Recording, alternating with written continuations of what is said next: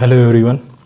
हम घटनासार में हम लोगों ने कल जो है इसरो के सबसे बड़े और भारी रॉकेट LVM-3 द्वारा जो 36 उपग्रह भेजे गए वहाँ तक कवर कर लिया था। और डे 7 में हम लोग लद्दाख और मयूरभंज विश्व के महानतम स्थानों में हैं, इसके बारे में हम लोग कवर करेंगे। तो ये मैं 90 दिनों की जो सीरीज चला रहा हूँ उसका डे 7 है। और आप जिसको भी मेरे साथ UPPCS RO ARO की प्रिपरेशन करनी है वो मेरे चैनल के साथ जुड़ जाए और ये 90 दिनों की सीरीज को कंटिन्यू करें। चलिए हम देर न करते हुए इसको शुरू करते हैं। लद्दाख और मयूरभंज विश्व के महानतम स्थानों से में प्रतिष्ठित देखिए, वो जितनी भी वीडियोज़ में हम लोगों ने बनाई है उसका अलग अलग सबका प्ले लिस्ट बना दिया गया है। हिंदी के अलग हैं, इन्वायरमेंट, ज्योग्राफी और घटनासार के अलग अलग वीडियोज़ की प्ले लिस्ट बना दी गई। चलिए फिर हम लोग शुरू करते हैं। यहाँ पे लद्दाख और मयूरभंज विश्व के महानतम स्थानों में इनकी जगह दी गई है। तो प्रतिष्ठित अमेरिकी जो पत्रिका है, जो टाइम्स ने वर्ष 2023 के लिए विश्व के महानतम स्थानों की वार्षिक सूची जारी की है। 50 स्थानों वाली इस सूची में भारत के लद्दाख और उड़ीसा के मयूरभंज जिले को शामिल किया गया है। लद्दाख को सूची के में जो है 31 नंबर पे और मयूरभंज को 32वें स्थान पर रखा गया है। विश्व के महानतम स्थानों की सूची को तैयार करने के लिए पत्रिका ने अपने नेटवर्क के जरिए रोमांचक अनुभव प्रदान करने वाले स्थानों के नामांकन मांगे थे। टाइम वरिष्ठ संपादक एम्मा बारकर बनोमो के अनुसार इस सूची में शामिल कई स्थानों पर पर्यावरणीय प्रभाव के कारण पर्यटक सीमित यात्रा कर सकते हैं। कुछ स्थान अपनी प्राकृतिक सुंदरता की रक्षा के लिए अधिक स्थायी पर्यटन प्रथाओं को लागू कर रहे हैं। मयूरभंज की बात करते हुए पत्रिका ने कहा कि यह अत्यधिक दुर्लभ काले बाघ को देखने के लिए पृथ्वी का एकमात्र स्थान है। यहाँ पे मयूरभंज में क्या काले बाघ देखने को मिलती है। और लद्दाख के पहले गांव का उल्लेख किया टाइम ने, जिसे भारत का पहला डार्क स्काई रिजर्व नामित किया गया है। लद्दाख के पहले गांव का उल्लेख। लद्दाख आश्चर्यजनक अल्पाइन परिदृश्य और तिब्बती बौद्ध संस्कृति के लिए टाइम की सूची में शामिल किया गया। तो लद्दाख और मयूरभंज को शामिल किया गया। टाइम पत्रिका में नवंबर 2022 में सिमलीपाल राष्ट्रीय उद्यान को फिर से खुलने का उल्लेख है। यह उद्यान एशियाई हाथियों, दुर्लभ काले बाघों, रॉयल बंगाल टाइगर सहित अन्य स्तनधारियों की 40 से अधिक प्रजातियों का घर है। साथ ही यहाँ के प्राचीन मंदिर भी दुनिया के सबसे मनोरम स्थल हैं। जो टाइम की सूची में विश्व के शीर्ष 5 स्थल, तो टम्पा जो अमेरिका में है, लियमेट घाटी जो अमेरिका में है, रियो ग्रांडो उत्तरी अमेरिका में है, टक्सन अमेरिका में है, योसेमाइट राष्ट्रीय उद्यान अमेरिका में है।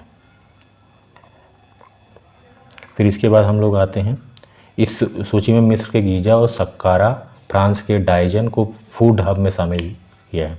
उत्तराखंड में एशिया के सब बड़े 4 मीटर टेलीस्कोप ILMT का उद्घाटन किया गया। केंद्रीय विज्ञान और प्रौद्योगिकी एवं पृथ्वी विज्ञान राज्य मंत्री स्वतंत्र प्रभार कार्मिक लोक सेवा शिकायत पेंशन परमाणु ऊर्जा अंतरिक्ष राज्य मंत्री डॉक्टर जितेंद्र सिंह, इतने मंत्रालय इनको मिले हुए हैं डॉक्टर जितेंद्र सिंह को।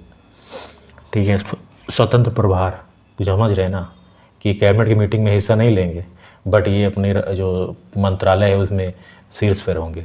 ठीक है, स्वतंत्र प्रभार कैबिनेट की मीटिंग में हिस्सा नहीं लेते, राज्य मंत्री भी नहीं लेते, ओनली कैबिनेट मंत्री ही जो है कैबिनेट की मीटिंग में हिस्सा लेते हैं, जो प्रधानमंत्री इसकी अध्यक्षता करते हैं। ठीक है, ये मंत्रालय के हेड हैं लेकिन कैबिनेट मीटिंग में हिस्सा नहीं ले सकते हैं। ठीक है, ये को उत्तराखंड के देवस्थल में एशिया के सबसे बड़े 4 मीटर अंतर्राष्ट्रीय लिक्विड मिरर टेलीस्कोप का उद्घाटन किया। आर्यभट्ट प्रेक्षण विज्ञान शोध संस्थान research institute, Aryabhatta research institute of application science ARES ने घोषणा की कि विश्व स्तरीय 4 metre international liquid mirror telescope अब सुदूर एवं गहन आकाशीय अंतरिक्ष का पता लगाने के लिए तैयार है। इसने मई 2022 के दूसरे सप्ताह में अपना पहला प्रकाश प्राप्त किया। यह दूरदर्शी भारत सरकार के विज्ञान और प्रौद्योगिकी विभाग के अंतर्गत स्वायत्त संस्थान AIRS उत्तराखंड के नैनीताल जिले में देवस्थल स्थित वेधशाला परिसर में 2450 मीटर की ऊंचाई पर स्थित है। जितेंद्र सिंह ने बताया कि AILMT के सहयोग से भारत के आर्यभट्ट प्रेक्षण विज्ञान शोध संस्थान, बेल्जियम के लीज विश्वविद्यालय और बेल्जियम की रॉयल वेधशाला, पोलैंड की पाजनान वेधशाला, उज़्बेक विज्ञान अकादमी के उलुगबेक खगोलीय संस्थान और उज़्बेकिस्तान के राष्ट्रीय विश्वविद्यालय एवं ब्रिटिश कोलंबिया विश्वविद्यालय, लवल विश्वविद्यालय, मॉन्ट्रियल विश्वविद्यालय, टोरंटो विश्वविद्यालय, यॉर्क विश्वविद्यालय और कनाडा में विक्टोरिया विश्वविद्यालय के शोधकर्ता शामिल। International liquid mirror telescope 4 metre व्यास का घूमने वाला दर्पण है। इसे मुख्यतः खगोलीय प्रेक्षणों के लिए डिजाइन किया गया है। यह टेलीस्कोप गहरे आकाशीय आकाश, क्षुद्र ग्रहों से लेकर सुपरनोवा और अंतरिक्ष मलबे तक की वस्तुओं का वर्गीकरण करेगा।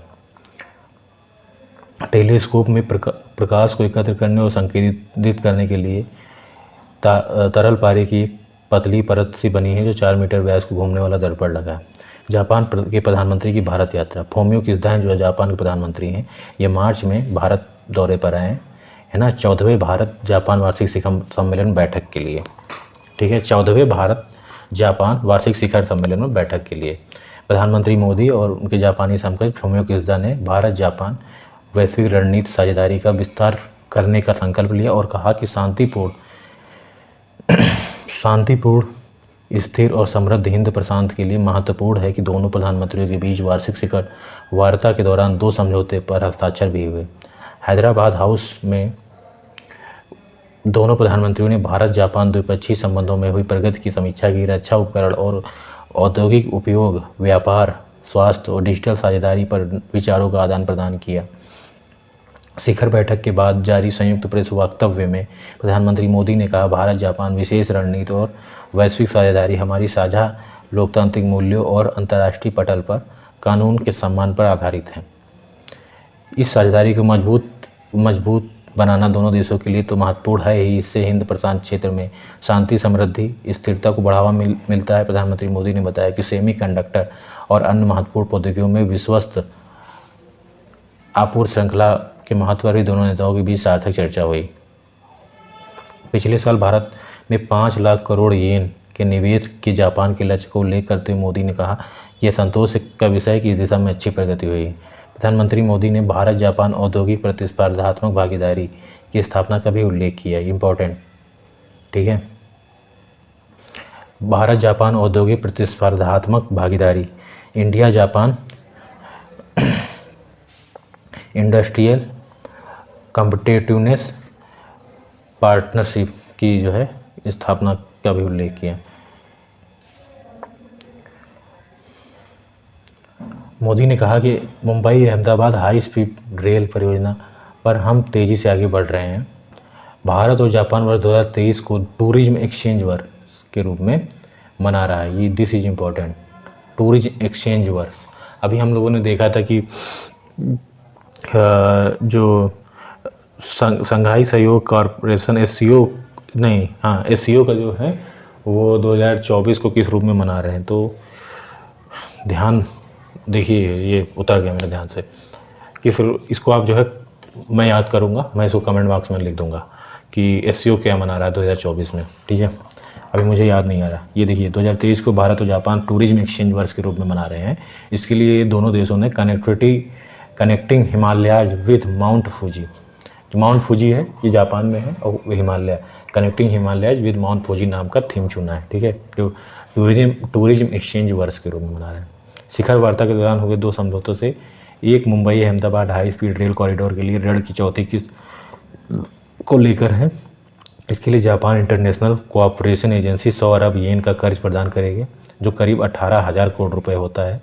इससे जुड़े दस्तावेज का दोनों पक्षों में आदान प्रदान हुआ। 2017 में Mumbai Ahmedabad high speed rail corridor का निर्माण शुरू हुआ था, जिसके लिए 80% राशि JICA द्वारा सस्ते ऋणों में जापान इंटरनेशनल कोऑपरेशन एजेंसी द्वारा सस्ते ऋण के रूप में दी जा रही है। दूसरा समझौता जापानी भाषा सीखने को लेकर है। हालांकि यह समझौता 2017 में हुआ था, अभी इसका नवीकरण किया गया है। भारत और जापान के बीच मजबूत आर्थिक संबंध हैं। वित्त वर्ष 2021-22 में दोनों देशों के बीच करीब $20.5 अरब का व्यापार हुआ, जो एक रिकॉर्ड है। ऑस्ट्रेलिया के प्रधानमंत्री की भारत यात्रा जो है मार्च में हुई। एंथनी अल्बनीज़ की यात्रा जो है मार्च 2023 को हुई। इस यात्रा के दौरान प्रधानमंत्री अल्बनीज़ और भारतीय प्रधानमंत्री मोदी जो है भारत ऑस्ट्रेलिया वार्षिक शिखर सम्मेलन में भाग लिया। ठीक है, 14वें भारत जापान वार्षिक शिखर सम्मेलन बैठक। ठीक है, इसमें भारत और ऑस्ट्रेलिया वार्षिक शिखर में भाग लिया। नेताओं के स्तर पर यह भारत और ऑस्ट्रेलिया के बीच पहला वार्षिक शिखर सम्मेलन था। पहला वार्षिक शिखर सम्मेलन। मार्च 2022 में दूसरे वर्चुअल शिखर सम्मेलन का आयोजन किया गया, जिसके परिणाम स्वरूप शिखर सम्मेलन तंत्र की स्थापना हुई थी। प्रथम भारत ऑस्ट्रेलिया वार्षिक शिखर सम्मेलन पर संयुक्त बयान जारी किया गया। दोनों देशों के बीच ऑडियो विजुअल सह निर्माण ऑडियो विजुअल को प्रोडक्शन समझौते पर हस्ताक्षर किए गए। इसके तहत दोनों देशों के निजी, अर्ध सरकारी या सरकारी संस्थान एक साथ फिल्मों का निर्माण करने के लिए अनुबंध करते हैं। खेलों में सहयोग पर समझौता पर भी हस्ताक्षर किए गए। दोनों पक्षों ने सौर पर एक और कार्यबल की स्थापना की सहमति व्यक्त की। नवाचार में आगे सहयोग के लिए भारत के अटल इनोवेशन मिशन और राष्ट्रमंडल वैज्ञानिक और औद्योगिक अनुसंधान संगठन के बीच आशय पत्र पर हस्ताक्षर किए गए। प्रधानमंत्री एंथनी अल्बनीज़ ने अहमदाबाद के नरेंद्र मोदी स्टेडियम में भारत और ऑस्ट्रेलिया के बीच बॉर्डर गावस्कर सीरीज के चौथे मैच के पहले दिन का खेल देखा। गुजरात में प्रवास के दौरान ऑस्ट्रेलियाई प्रधानमंत्री ने डीकन विश्वविद्यालय की एक सभा में हिस्सा लिया, जो भारत में एक विदेशी परिसर खोलने वाला पहला विदेशी विश्वविद्यालय। गुजरात प्रवास के दौरान ऑस्ट्रेलियाई प्रधानमंत्री ने डीकन विश्वविद्यालय की एक सभा में हिस्सा लिया, जो भारत में विदेशी परिसर खोलने वाला पहला विदेशी विश्वविद्यालय है। यह Gujarat international finance tech city Gandhinagar में स्थित होगा। यह विश्वविद्यालय परिसर साइबर सुरक्षा और व्यापार विश्लेषण में पाठ्यक्रम प्रदान करेगा। वर्तमान यात्रा के दौरान पीएम अल्बनीज़ भारत की स्थानीय रूप से निर्मित विमान वाहक पोत और आईएनएस विक्रांत का दौरा करने वाले पहले विदेशी नेता बने। आईएनएस विक्रांत का दौरा करते हुए अल्बनीज़ ने कहा, ऑस्ट्रेलिया के लिए भारत एक शीर्ष सुरक्षा दावेदार है। भारत और ऑस्ट्रेलिया के बीच आर्थिक सहयोग और व्यापार समझौता एक परिवर्तनकारी समझौता है, जो व्यापार और निवेश में क्षमता के अगले स्तर को स्पष्ट करता है। दिसंबर 2022 में भारत ऑस्ट्रेलिया आर्थिक सहयोग और व्यापार समझौते के अनुसार ऑस्ट्रेलिया से भारत को 85% से अधिक माल निर्यात अब टैरिफ मुक्त है, वहीं भारत से ऑस्ट्रेलिया को 96% निर्यात टैरिफ मुक्त है। यात्रा के दौरान दोनों देशों ने छात्रों और पेशेवरों को लाभ पहुंचाने के लिए एक मोबिलिटी समझौते पर बातचीत के साथ आगे बढ़ने का निर्णय लिया। भारत और ऑस्ट्रेलिया ने हाल ही में एक दूसरे के शैक्षिक योग्यता को मान्यता देने के लिए एक तंत्र का अंतिम रूप दिया। इस संबंध में समझौते से छात्र, पड़ोसियों एवं पेशेवरों को लाभ होगा। ऑस्ट्रेलिया ने भारत को इस साल सितंबर तक तालिस्मान सेवर अभ्यास में शामिल होने के लिए आमंत्रित किया, जो ऑस्ट्रेलिया के लिए एक बड़ा ऑपरेशन। 2021 में दोनों देशों के बीच द्विपक्षीय व्यापार $27 बिलियन था, जिसके अगले 5 वर्षों में $50 बिलियन तक पहुंचने की संभावना है। वित्त वर्ष 2022 में भारत ऑस्ट्रेलिया का 9वां सबसे बड़ा व्यापारिक भागीदार था। देश का सबसे लंबा रेलवे प्लेटफॉर्म धारवाड़ में। प्रधानमंत्री मोदी ने कर्नाटक के धारवाड़ जिले में श्री सिद्धारूढ़ा स्वामी जी हुबली स्टेशन पर दुनिया का सबसे लंबा रेलवे प्लेटफॉर्म राष्ट्र को समर्पित किया है। दक्षिण पश्चिम रेलवे क्षेत्र के अंतर्गत आता है। यह 1507 मीटर लंबा रेलवे प्लेटफॉर्म बनाया गया है। इसे Guinness book of world record ने भी 2 मार्च 2023 को मान्यता प्रदान की। इस पर कुल 20 करोड़ रुपए का खर्च आया। प्रधानमंत्री ने सबसे लंबे प्लेटफॉर्म से इलेक्ट्रॉनिक इंजन वाली 2 ट्रेनें हुबली दादर एक्सप्रेस और बेलगावी सिकंदराबाद जंक्शन एक्सप्रेसवे को हरी झंडी दिखाकर रवाना किया। इस अवसर पर प्रधानमंत्री मोदी ने धारवाड़ शहर में 852 करोड़ रुपए की लागत से निर्मित देश के पहले eco friendly green IIT campus का भी उद्घाटन किया। महाराष्ट्र हाईवे पर दुनिया का पहला बांस क्रैश बैरियर स्थापित। हाल ही में महाराष्ट्र के चंद्रपुर और यावतमाल जिले को जोड़ने वाले राजमार्ग पर दुनिया का पहला 200 मीटर लंबा बांस क्रैश बैरियर स्थापित किया गया। नागपुर में बांस दुर्घटना अवरोधक को बाहुबली नाम दिया गया है और विभिन्न मापदंडों पर विभिन्न सरकारी संस्थानों में इसका कड़ा परीक्षण किया गया है।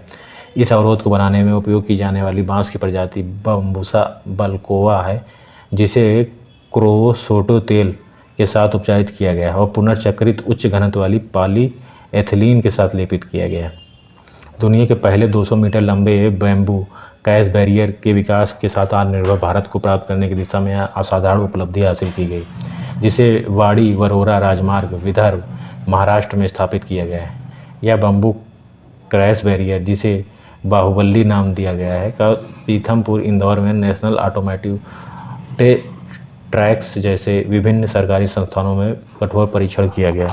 साथ ही रुड़की में सेंट्रल बिल्डिंग रिसर्च इंस्टीट्यूट में आयोजित फायर रेटिंग टेस्ट के दौरान इसे श्रेणी 1 का दर्जा दिया गया। इसके अतिरिक्त इसे इंडियन रोड कांग्रेस द्वारा भी मान्यता प्रदान की गई। यह उपलब्धि बांस क्षेत्र और समग्र रूप से भारत के लिए उल्लेखनीय, क्योंकि यह क्रैश बैरियर स्टील का एक आदर्श विकल्प प्रदान करता है और ये पर्यावरण संबंधी चिंताओं को दूर करता है। इसके अलावा अपने आप में एक ग्रामीण और कृषि अनुकूल उद्योग इस और भी मील का पत्थर बनाता है।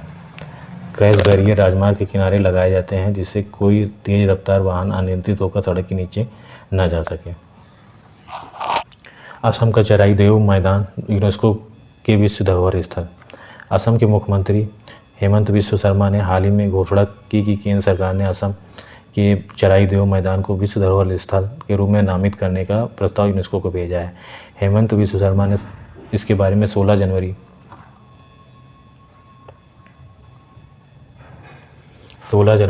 2023 को प्रधानमंत्री को एक पत्र लिखा था, जिसके बाद केंद्र सरकार ने चराई देव मैदान को यूनेस्को वर्ल्ड हेरिटेज की टेंटेटिव लिस्ट में शामिल कराने के लिए यूनेस्को को एक प्रस्ताव भेजा है। चराई देव मैदान भारत में यूनेस्को वर्ल्ड हेरिटेज की टेंटेटिव लिस्ट की 52 साइटों में स्थान दिया गया है। भारत में टेंटेटिव लिस्ट की 52 साइटों में स्थान दिया गया। अगर असम की इस साइट को यूनेस्को की विश्व धरोहर स्थल के रूप में चुना जाता है तो सांस्कृतिक श्रेणी के तहत यह उत्तर पूर्व भारत की पहली साइट होगी। असम का चराई देव मैदान असम के पुराने राजवंश अहोम साम्राज्य से संबंधित है। इसकी स्थापना चाओलुंग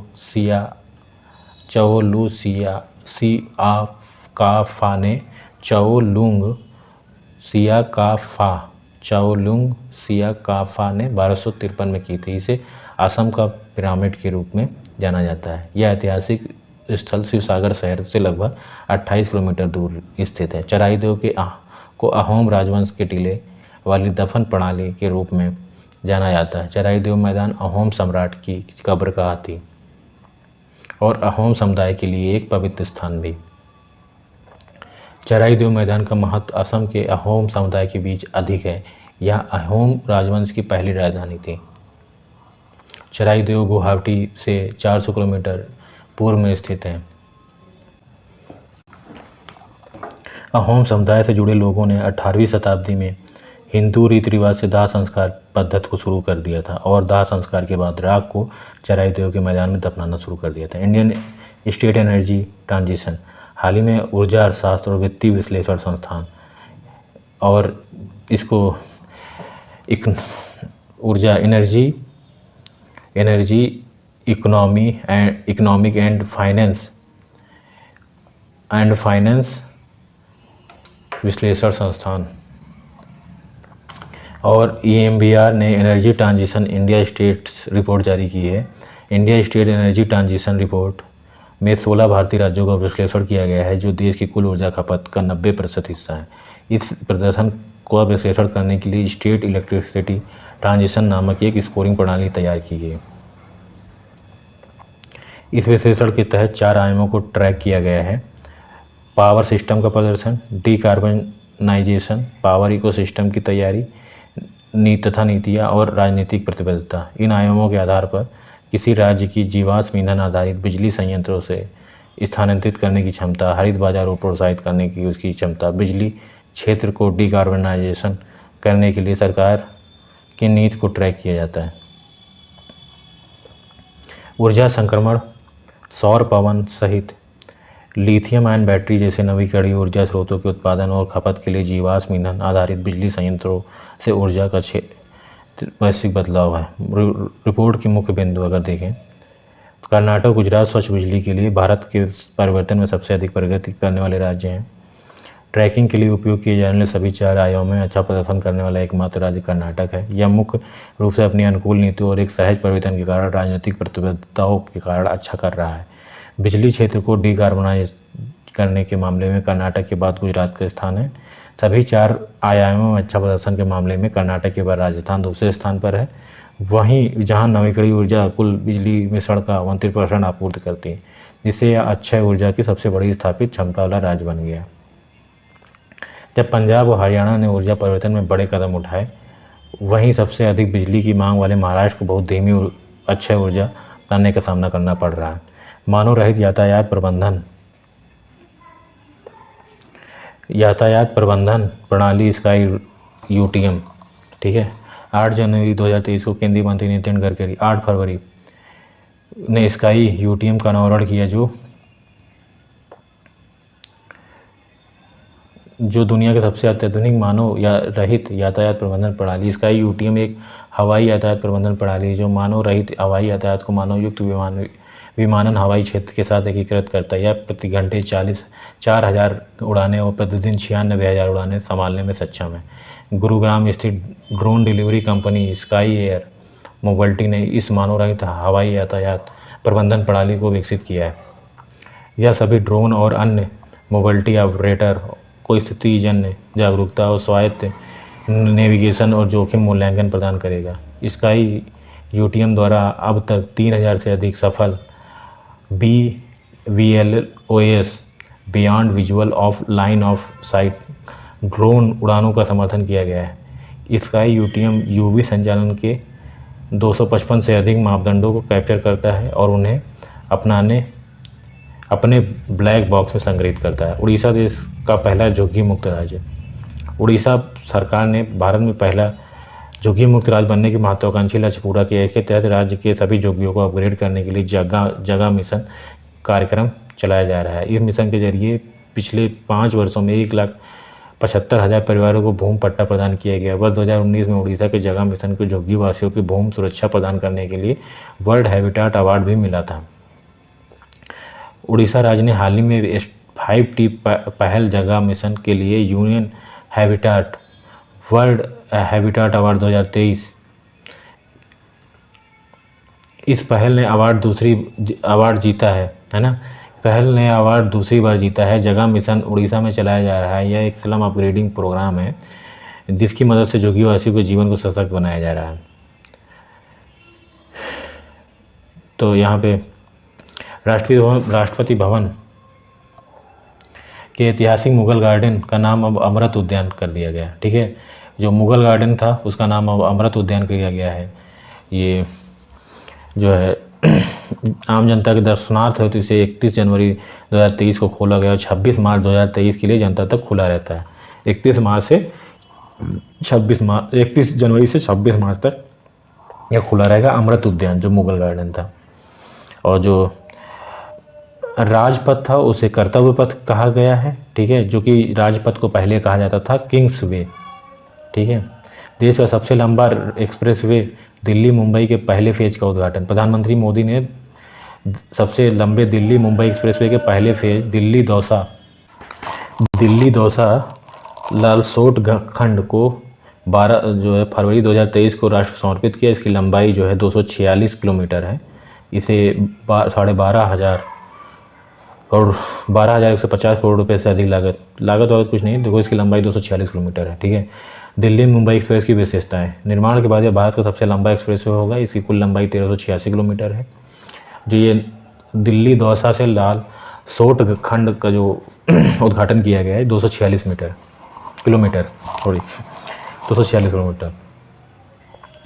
और 1386 किलोमीटर दिल्ली और मुंबई के एक्सप्रेसवे होगा। ये दिल्ली दौसा लालसोट सेक्शन को 12,150 करोड़ रुपए से अधिक की लागत से तैयार किया गया है। इसके पूर्ण निर्माण के बाद दिल्ली मुंबई के बीच यात्रा की दूरी 1424 किलोमीटर से घटकर 1242 किलोमीटर हो जाएगी, जो कुल दूरी से 12% की कमी को दर्शाता है। इसका निर्माण के बाद यात्रा का जो समय 24 घंटे से घटकर 12 घंटे हो जाएगा, यानी 50% से कम हो जाएगा। दिल्ली मुंबई एक्सप्रेसवे देश के 6 राज्यों दिल्ली, हरियाणा, राजस्थान, मध्य प्रदेश, गुजरात और महाराष्ट्र से होकर गुजरेगा। साथ ही जयपुर, किशनगढ़, अजमेर, कोटा, चित्तौड़गढ़, जयपुर, किशनगढ़, अजमेर, कोटा, चित्तौड़गढ़, उदयपुर, इंदौर, भोपाल, उज्जैन, वडोदरा और सूरत जैसे कई प्रमुख शहरों को भी जोड़ेगा। दिल्ली मुंबई एक्सप्रेसवे 8 लेन का एक्सप्रेसवे नियंत्रित ग्रीनफील्ड एक्सप्रेसवे होगा, जिसकी भविष्य में 12 लेन तक बढ़ाया जा सकता है। यह हरियाणा के सोहना से शुरू होकर मुंबई के पास मीरा भाईंदर के पास आसपास समाप्त होगा, है ना। यह एक्सप्रेसवे 93 पीएम गति शक्ति, आर्थिक नोड्स, 13 बंदरगाह, 8 प्रमुख हवाई अड्डों और 8 मल्टी मॉडल लॉजिस्टिक मार्ग को एक्सप्रेसवे प्रदान करेगा। साथ ही यह जेवर एयरपोर्ट, नवी मुंबई एयरपोर्ट जैसे एयरपोर्टों को भी एक्सेस प्रदान करेगा। एक्सेस।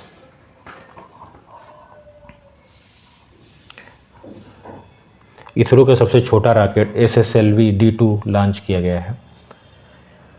तो भारतीय इसरो द्वारा लघु उपग्रह प्रक्षेपण यान SSLV-D2 की दूसरी विकासात्मक उड़ान को सफलतापूर्वक प्रक्षेपित किया गया। 3 उपग्रह EOS 7, जुनूस 1, आज़ादी सैट 2 के साथ SSLV रॉकेट को सतीश धवन अंतरिक्ष केंद्र में स्थापित किया गया। 120 टन वजनी, 34 मीटर लंबा, 2 मीटर चौड़ा SSLV-D2 सतीश धवन अंतरिक्ष केंद्र के पहले लॉन्च पैड से प्रक्षेपित किया गया। ठोस ईंधन द्वारा संचालित 3 चरणों वाले SSLV-D2 में उपग्रहों के सटीक अंतःक्षेपण के लिए तरल ईंधन द्वारा संचालित एक वेग ट्रिमिंग मॉड्यूल भी है। 3 उपग्रहों में EOS 07 इसरो द्वारा डिजाइन, विकसित और निर्मित एक 156 किलोग्राम वजनी उपग्रह है। 10 किलोग्राम वजनी उपग्रह जुनूस 1 अमेरिका के एंटारिस का है। एंड जुनूस 1 एक स्मार्ट उपग्रह मिशन है जो एंटारिस सॉफ्टवेयर प्लेटफॉर्म पर आधारित 8 किलोग्राम वजनी आज़ादी सैट 2 चेन्नई के स्पेस स्टार्टअप स्पेस किड्स द्वारा विकसित उपग्रह है। यह 3 उपग्रहों को 450 किलोमीटर दूर सर्कुलर ऑर्बिट में स्थापित किया गया है। इसरो के सबसे छोटे रॉकेट SSLV-D2 में पृथ्वी की निचली कक्षाओं में 500 किलोग्राम उपग्रहों को प्रक्षेपित करने की क्षमता है। इसी के साथ ये जो राष्ट्रीय घटनाओं का क्रम था, हमने घटना सार को कंप्लीट कर लिया है। देखिए, मैं इसको एक बार पढ़ा रहा हूँ, इसके बाद इसका रिवीजन करवा दूंगा 4-5-6 दिनों में। एक हफ्ते में इसका अगली बार रिवीजन करवा दूंगा और फिर हम कल अंतर्राष्ट्रीय जो घटनाक्रम है उनको देखेंगे। इसका मैं 60 नोट्स बना लूँगा, ठीक है। उसको मैं आपको जब एक बार कंप्लीट हो जाएगा तो अपने वीडियो 10-10 मिनट के लाएंगे और उसको कंप्लीट करवा के काम ख़त्म करेंगे, ठीक है। चलिए फिर, धन्यवाद। पढ़ते रहिए और आगे बढ़ते रहिए, ठीक है। दिवाली आ रही है, लेकिन अपनी पढ़ाई को जारी रखिएगा, ब्रेक मत होने दीजिएगा, क्योंकि अगर 3-4 दिन की ब्रेक हो गई तो फिर वो कंटिन्यू करने में 3-4 दिन लग जाता है, तो 10 दिन में हम लोगों के इसमें ख़राब हो जाएंगे। तो प्लीज़ अपनी पढ़ाई को मत ब्रेक कीजिएगा। इस बार दिवाली को अगर आप थोड़ा सा सेक्रीफाइस करेंगे तो आप अगली बार अच्छे से दिवाली मना पाएंगे। अगली बार आप दिवाली में मतलब एक आपके पास जॉब होगी, मुझे लगता है RO तब तक कंप्लीट हो जाएगी। और अगर UPPCS का आप मेंस दे चुके होंगे, आराम से चिल होकर अगले साल दिवाली मनाइएगा। ओके, धन्यवाद।